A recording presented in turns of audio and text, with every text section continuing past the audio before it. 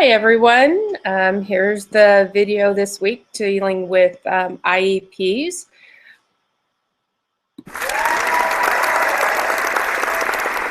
So the last couple weeks we've been dealing with and talking about CBMs.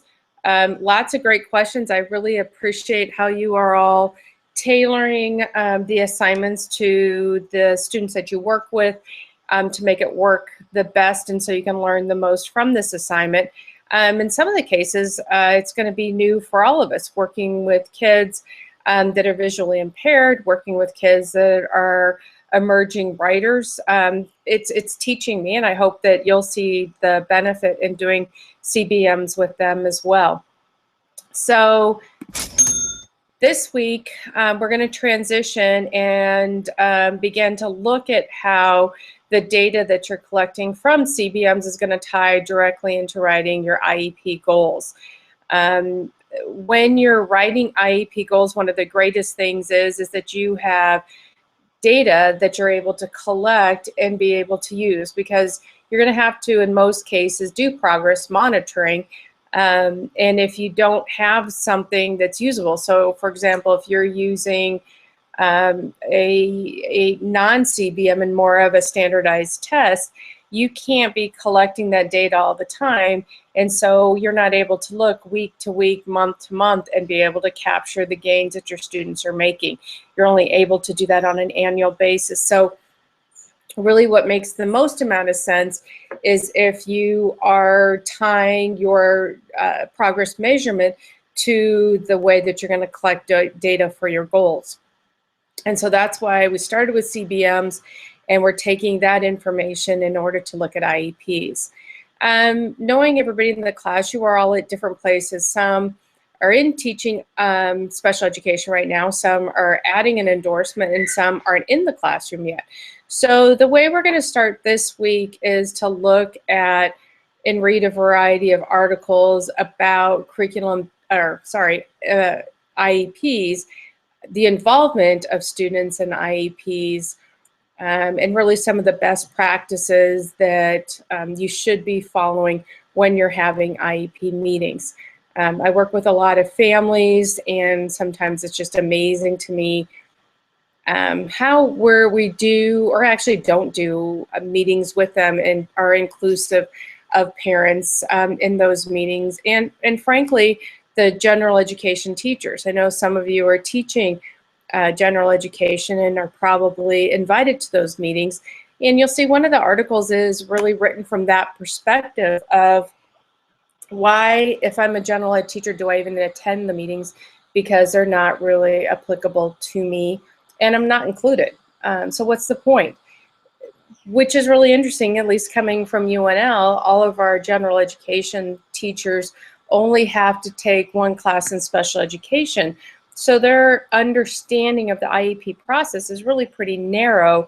And as special education teachers, we really should be able to make it inclusive, so general education teachers want to participate and be involved in that process, because they have some really valuable data as we're talking about inclusive practices. So just like we did with CBMs, it's kind of this week we'll be reading about small discussion groups about IEPs, and then next week we're really going to be able to practice some of those hard skills. So if you haven't let me know that you're doing your IEP on your own, please make sure that you've signed up for the SRS system, which is where we'll be practicing and completing the larger IEP assignment. So for this week, let me share the assignment that we will be completing. So hopefully this works. I know last week I froze on the screen, so hopefully this week it'll work. So I'm going to go to screen share. Nope, hang on.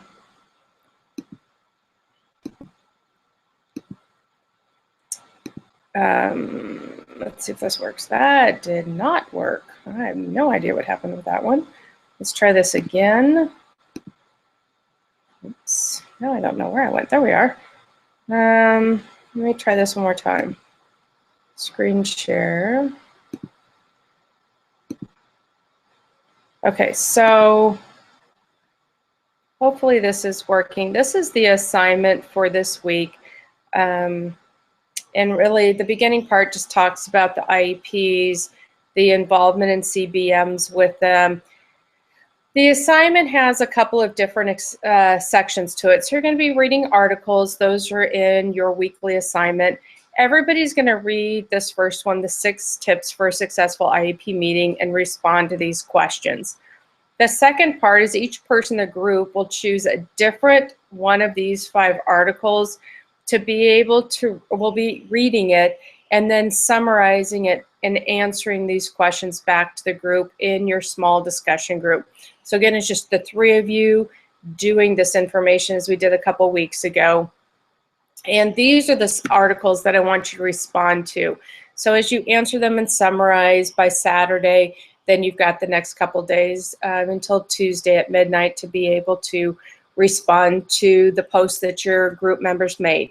Again, remember, this is like you would be talking in class. So think about your own practices, what you know, and your experiences in order to really own the articles and expand on what the authors wrote about.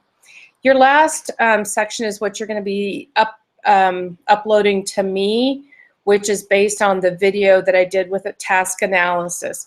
A lot of what we have to do with IEPs is doing the task analysis in order to come up, what are all the steps that we need to be thinking about to make sure we're breaking the goals down the way that we want to.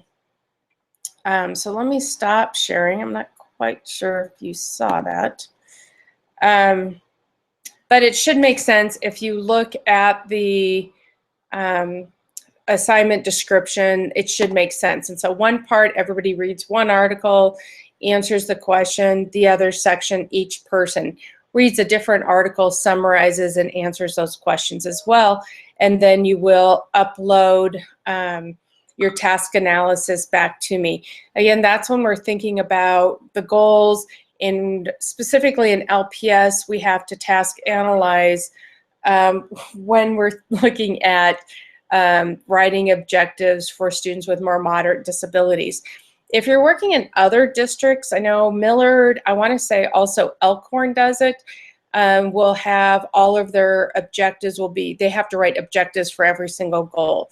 So again, SRS is one system that I have access to that is used throughout Nebraska. LPS uses Synergy. OPS uses their own system. Westside uses a system. So if you know how to write a good IEP, you're going to be able to know how to use those systems. So that's what the goal is for this week, is just to learn kind of globally about IEPs. Next week, I'll break it down and we'll be specifically practice writing present level statements, practice writing IEP goals, and then get you introduced into the SRS system at the same time. So that is it for this week. I hope that if you had a snow day, which I think most of Nebraska had today, you enjoyed it and were able to have a little time relaxing. If not, hopefully it was safe getting back and forth to school. As always, if you have any questions, please make sure you ask so I can answer them. Have a great week, and we'll be back next Tuesday.